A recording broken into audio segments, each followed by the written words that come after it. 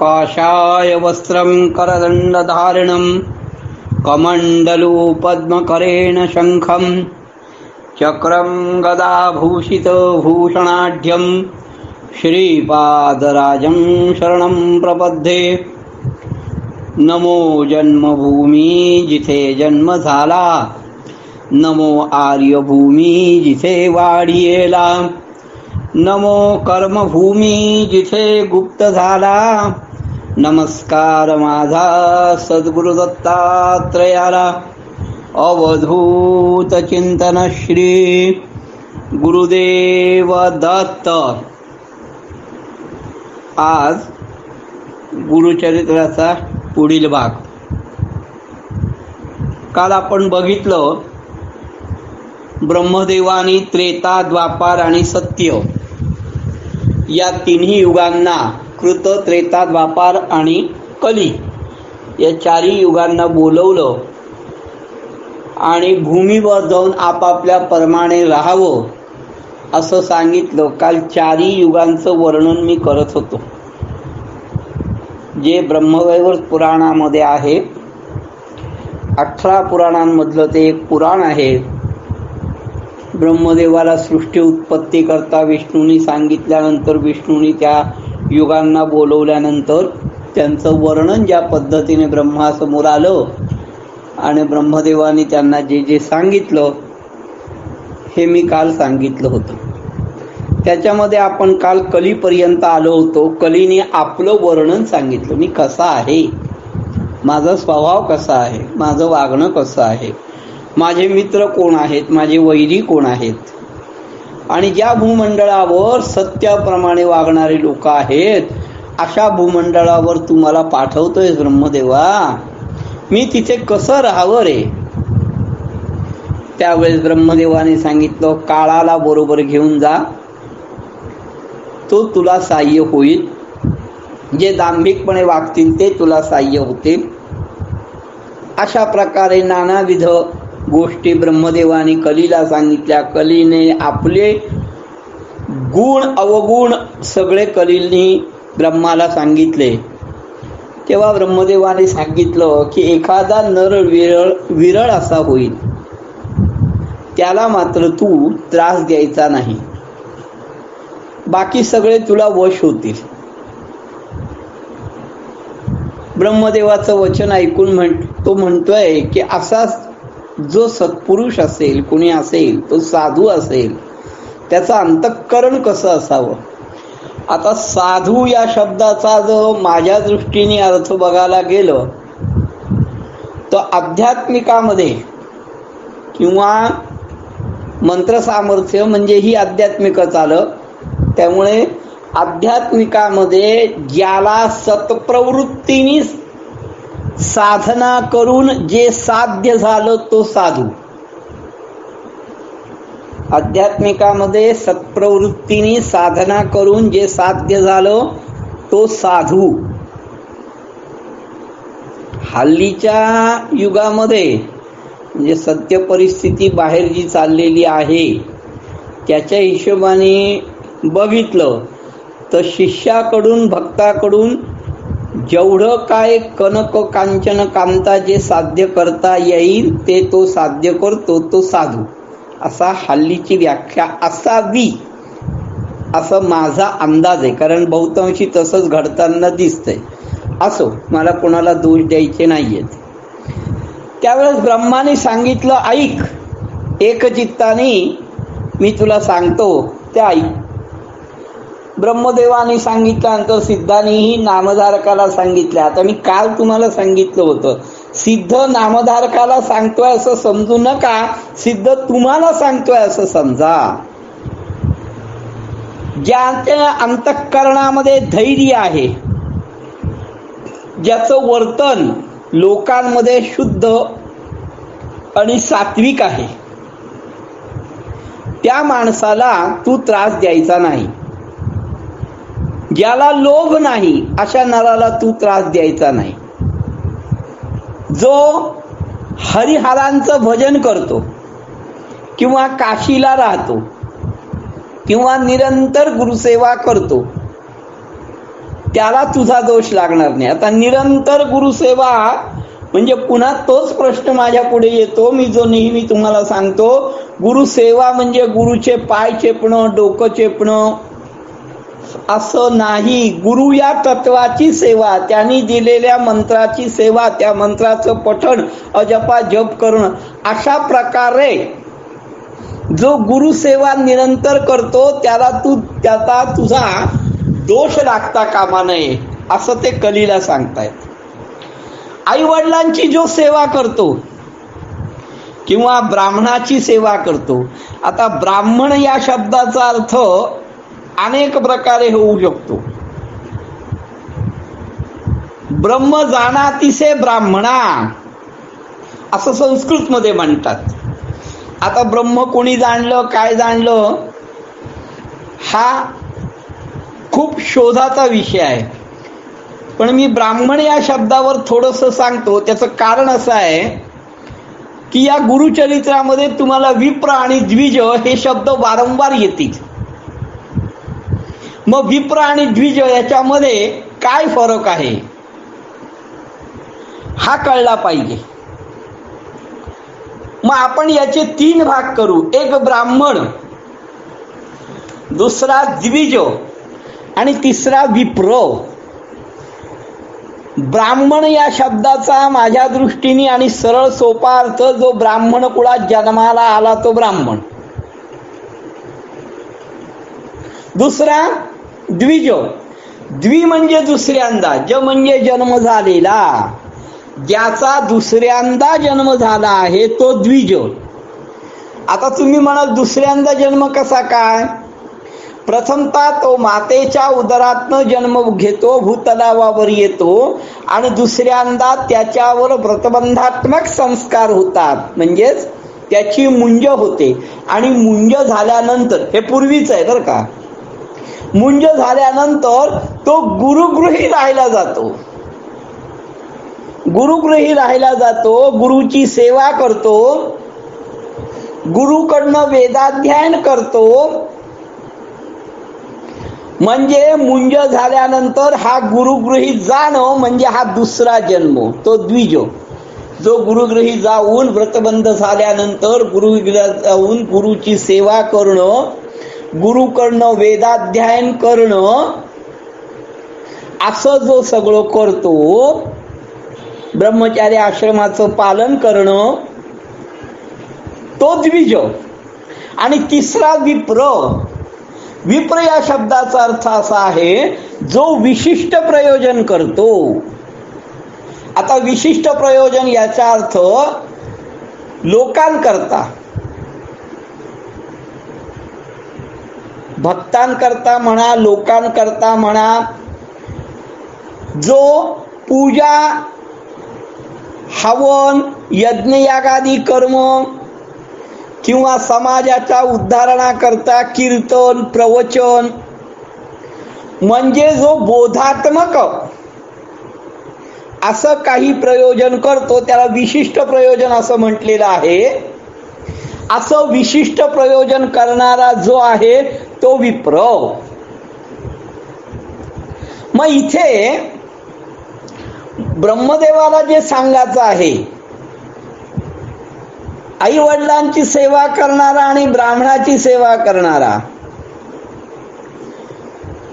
ब्राह्मण श्रेष्ठ का पुढे गुरुचरित्रामध्ये येणारच आहे. त्याच्याकरता एक श्लोक पण आहे. देवताधीनं जगत सर्व मंत्राधीनं च दैवत, ते मंत्र ब्राह्मणाधीना ब्राह्मणो मम दैवत, असं गोपालकृष्ण म्हणतात. देवताधीनं जगत सर्व, देवतेच्या अधीन सगळं जग आहे. मंत्राधीनं च दैवत, ते ज्या देवता आहेत त्या सगळ्या मंत्राच्या अधीन आहेत. तुम्ही जशा प्रकारे मंत्र म्हणाल तशा प्रकारे त्या देवतेकडनं कर्म घडली जातात असं म्हणलं तर ते वावगं ठरू नये. हे संपूर्ण जग देवतेच्या अधीन आहे आणि देवता या मंत्राच्या अधीन आहे. आणि ते मंत्र ब्राह्मण म्हणतो, म्हणजेच ते मंत्र ब्राह्मणाच्या अधीन आहे. आणि म्हणूनच ब्राह्मण हे माझं दैवत आहे असं गोपाळकृष्ण म्हणतो. देवताधीनं जगत सर्व मंत्राधीनं च दैवतो ते मंत्र ब्राह्मणाधीना ब्राह्मणो मम दैवतो. मग ब्राह्मणाची जो सेवा करतो, गायत्रीचा उपासक आहे, गायीची सेवा करणारा, हे सगळं जो भजणारा आहे त्याला तुझा दोष लागता कामा नये. वैष्णव अथवा शैव किंवा रोज तुळशीची पूजा करणारा, वैष्णव असो शैव असो, रोज तुळशीची पूजा करणारा असो, अशा लोकांना तू बाधू नकोस अशी माझी तुला आज्ञा आहे. ही आज्ञा केली आहे कलियुगाला. गुरुसेवक जे नर असतील, गुरुची जे सेवा करत असतील, पुराण वाचत असतील, पुराण ऐकत असतील, सर्व साधना धर्मपर असतील, त्यांना पण तू त्रास द्यायचा नाही. बरं बघा कलीला किती प्रकारे ब्रह्मदेव समजावून सांगतायत. कोणाला त्रास देऊ नको, कुठे जाऊ नको. शास्त्राप्रमाणे जो वागतो, ज्याचा वंश गुरुची सेवा करतो, विवेक धर्माचं जो पालन करतो, त्याला सुद्धा तू त्रास नाही द्यायचा.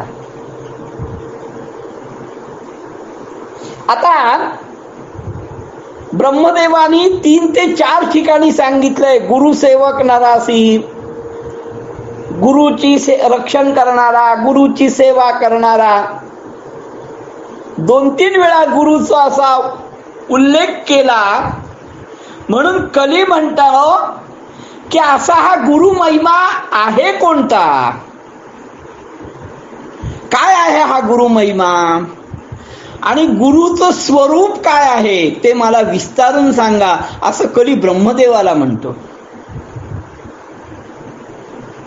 ते कलीचं वचन ऐकून ब्रह्मदेव त्याला सांगतायत, गकार म्हणजे सिद्ध जाणं, रेफ पापस्य दाहका, उकार विष्णुर व्यक्तम तृतीयात्मा श्री गुरु सत्य.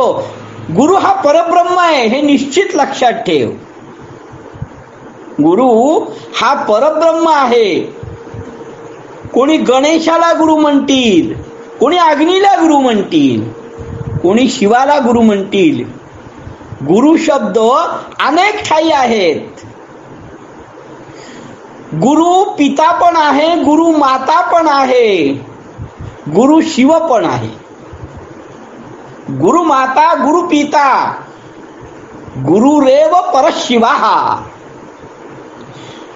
पुढे कलीला सांगतायत ब्रह्मदेव, शिवे रुष्टे गुरुश्राता गुरु रुष्टे न कांचन. एक लक्षात ठेव, ईश्वर जरी कोपला तरी गुरु त्याचं रक्षण करील. गुरु आपली माता पिता, गुरु शंकरू निश्चिता. ईश्वर होय जरी कोपता, गुरु रक्षील परियेसा. गुरु कोपेल एखाद्यासी. म्हणून एक लक्षात ठेव, ईश्वर जरी कोपला तरी गुरु त्याचं रक्षण करील, पण गुरु कोपेल एखाद्याशी, रक्षण शक्य परियेसी. त्याला गुरु जर एखाद्यावर कोपला तर त्याचं रक्षण कोणीही करू शकत नाही. पण ईश्वर कोपेल ज्या नरासी श्री गुरु रक्षी निश्चये. पण ईश्वर जर कोपला तर त्याचं रक्षण हा निश्चित गुरु करू शकतो. गुरुर्ब्रह्मा गुरुर्विष्णू गुरुर्देवो महेश्वरा गुरुरेक परब्रह्मा तस्मात् गुरु पाश्चयेत. गुरु हा ब्रह्म आहे, गुरु हे सत्य आहे, आणि गुरु हा नारायण आहे, गुरु हा रुद्र आहे, गुरुची ब्रह्म आहे. आणि म्हणून गुरुचा आश्रय घ्यावा. गुरुची महती ब्रह्मदेव इतकी लीलया सांगतायत कलीला. अहो ते कली सोडा, गुरुची महती ब्रह्मदेवापासून कलीला आणि नामधारक सिद्धापासून नामधारकाला सांगत असताना कली आणि नामधारक दोघही मंत्रमुग्ध झालेले आहेत. ईश्वर जरी प्रसन्न झाला तरीही त्याला गुरुची ओळख व्हावी लागते. पण गुरु जर प्रसन्न झाला तर तो स्वतः ईश्वर होतो.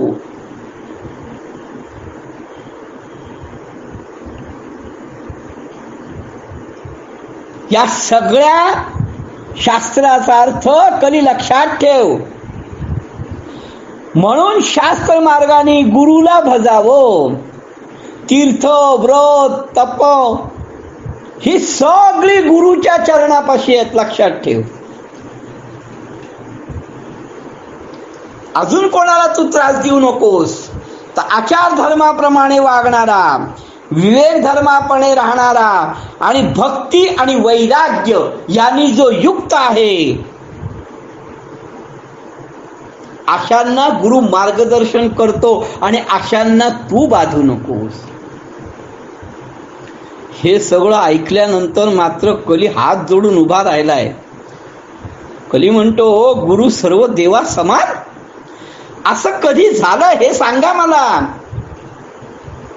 कली विचारतोय की तुम्ही आता एवढं गुरुचं वर्णन केलं, हा गुरु देवासमान कधी झाला? ब्रह्मा सांगतो, तुला विस्तारपूर्वक सांगतो, ऐक. हा भवपार पैल पार करण्याकरता, भवसागर पैल पार करण्याकरता गुरुशिवाय दुसरा कुठलाही आश्रय नाही. गुरुशिवाय तुला काहीही कळणार नाही. गुरुच्या उपदेशाने तुला धर्मशास्त्र सुद्धा समजतील. शास्त्र ऐकल्यानंतर ती शास्त्र जर गुरुच्या उपदेशाने समजली तर तुझा संसार सुद्धा तरुण निघेल. गुरुच्या सेवनाने सर्व सिद्धी तुझ्या पायाशी लोळण घेतील. पूर्वी त्याला कथा सांगतायत कलीला ब्रह्मदेव कथा सांगतायत. पूर्वी गोदावरीच्या तीरी अंगरीस ऋषींचा आश्रम होता. त्या आश्रमामध्ये नाना तऱ्हेचे वृक्ष होते. हरिण होतं. ब्रह्मादी ऋषी त्या ठिकाणी तप करत होते. त्यात वेदधर्म नावाचा मुनी, वेदधर्म नावाचा ऋषी त्या ठिकाणी तप करत होता. त्या ठिकाणी त्याचा अनेक शिष्य परिवार होता. त्याला भरपूर शिष्य होते. सगळ्यांना तो वेदाध्ययन करवत होता.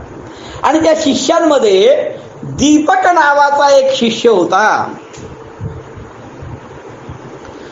हा शिष्य अतिशय गुरुभक्त होता. त्यांनी शास्त्र पुराणाचा अभ्यास केला होता. शास्त्र पुराणामध्ये अतिशय निपुण असा हा दीपक होता.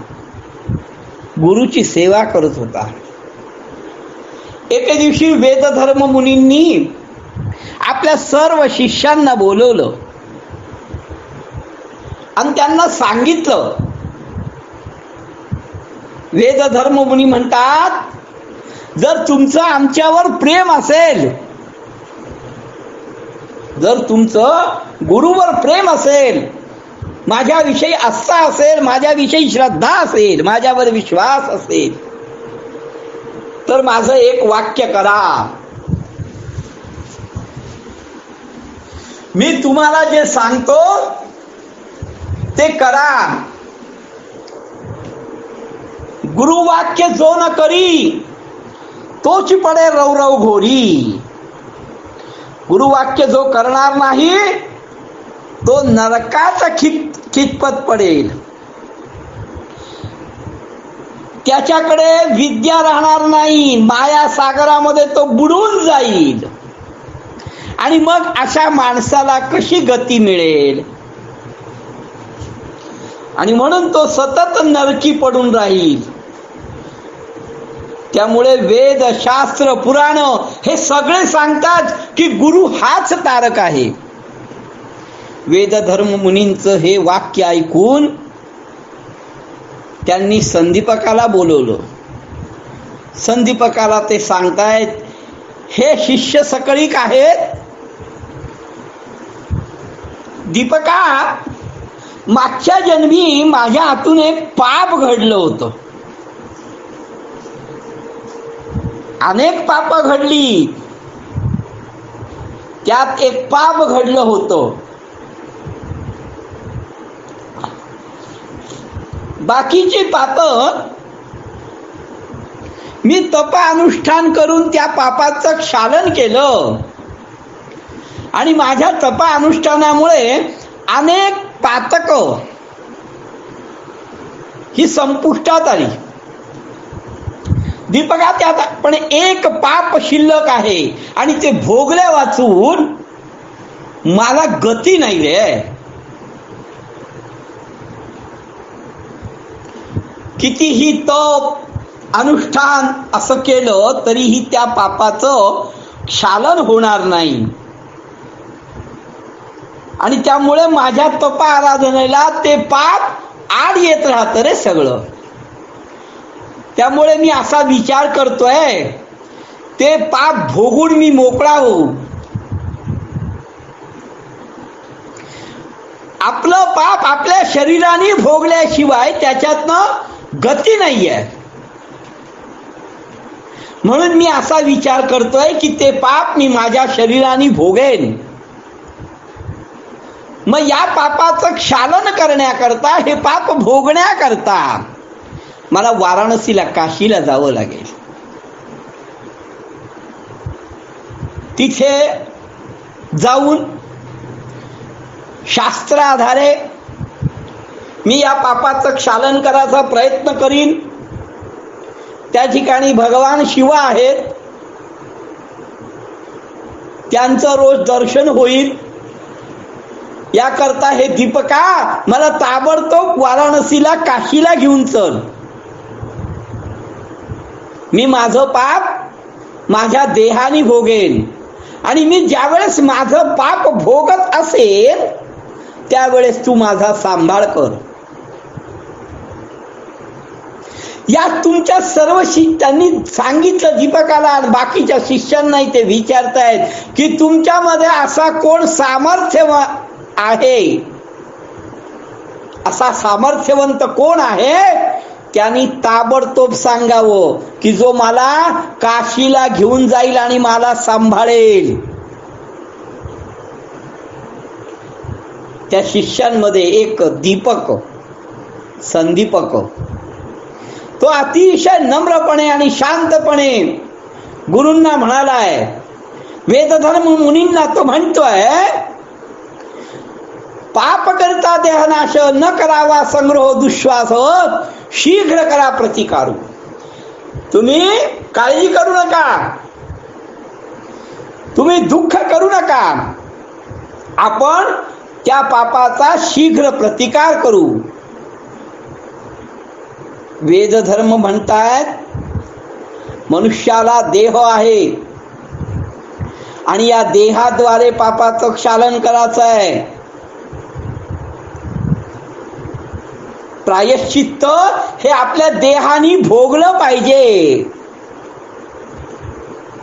पापा वेगळं व्हायचं असेल तर देहाने हे प्रायश्चित्त भोगलं पाहिजे, नाहीतर त्याला मुक्ती नाही.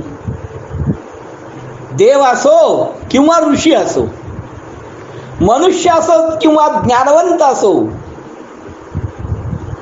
त्याला आपल्या पापाचं क्षालन आपल्याला आपणच भोगून करावं लागेल. दीपक म्हणतोय, तुम्ही मला फक्त निरोप द्या, मला फक्त सांगा, तुम्ही फक्त आज्ञा करा. वेदधर्म मुनींना तो म्हणतोय, तुम्ही फक्त आज्ञा करा, तुम्ही फक्त मला सांगा, मी माझ्या शक्तीनिशी तुमच्या पापाचं क्षालन करायचा प्रयत्न करीन. मनात कुठलाही संदेह न ठेवता तुम्ही सांगा.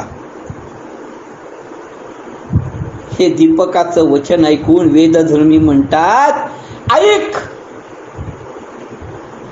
मला कुष्ठरोग होईल, मी अंधा होईन, पांगळा होईन. किती वर्ष? 21 वर्ष. त्यावेळेस तू माझा सांभाळ करावा. हे व्रत कठीण आहे, हे व्रत अवघड आहे, पण तू त्याचा अंगीकार करावा.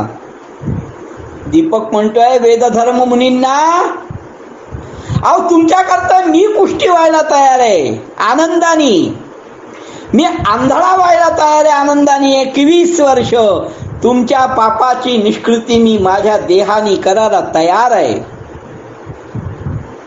तुम्ही फक्त मला आज्ञा द्या. म्हणून तो वेदधर्म मुनींच्या चरणाशी लागलाय. वेदधर्म मुनींनी शिष्याची ती वाणी ऐकली, दीपकाचं ते बोलणं ऐकलं. वेदधर्म मुनींना अत्यानंद झाला की काय माझा शिष्य आहे. वेदधर्म मुनी म्हणतात, त्या पापाचं लक्षण सांगतो ऐक. मी जे पाप केलं आहे आणि त्याच्यामुळे मी कुष्ठी होणार आहे, अंध होणार आहे 21 वर्ष, त्या पापाचं लक्षणच ते आहे. त्याचं प्रायश्चित्त आपलं पाप आपण भोगायचं आहे. ते मुलाला किंवा शिष्याला देऊन चालत नाही. जर स्वदेहानी ते पाप भोगलं नाही तर त्या पापाची निष्कृती होणार नाही. या कारणे अरे दीपका, मी माझ्या शरीराने आपलं पाप दुःख भोगेन, तू फक्त माझा सांभाळ कर 21 वर्षापर्यंत. त्याचा असं आहे की एखाद्याला जर पीडा, शारीरिक पीडा सुरू झाली, रोग झाला, तर त्या रोग्यापेक्षा त्याला सांभाळणारा जो असतो त्याला कष्ट अधिक असतात. हे लक्षात ठेव.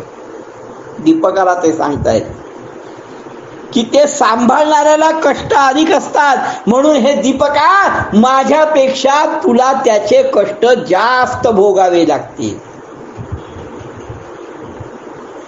त्यामुळे मी माझ्या देहाने ते पाप भोगीन, पण तू माझा सांभाळ करायचा आहे. आणि ते सुद्धा काशीला नेऊन. काशीला घेऊन जा मला, पापा वेगळा कर मला, म्हणजे मी शाश्वत पदाला पोचेन. तू शिष्योत्तम आहेस दीपका. आपल्या पापाची निष्कृती होण्याकरता, त्याचं प्रायश्चित्त घेण्याकरता, त्या दोषातनं मुक्त होण्याकरता, मला शाश्वत पद मिळण्याकरता मला ते पाप माझ्या शरीराने भोगायचं आहे. 21 वर्षापर्यंत मला अंध, पांगळा, कुष्ठरोगी व्हायचं आहे. आणि अशा अवस्थेमध्ये तू माझा सांभाळ करायचा आहेस, मला काशीला घेऊन जायचं आहेस. माझ्यापेक्षा दीपका तुला भरपूर त्रास होणार आहे, हे मी जाणतो, हे मी समजतो, तरी मी तुला सांगतोय. तुझी तयारी आहे का? तू मला काशीला घेऊन जायला तयार आहेस का? दीपकाने काय केलं? ते काशीला गेले की नाही? त्यांच्या पापाची निष्कृती झाली की नाही? त्यांनी गुरुसेवा कशी केली? हे सगळं आपण उद्याच्या भागात पाहू. जय गुरुदेव.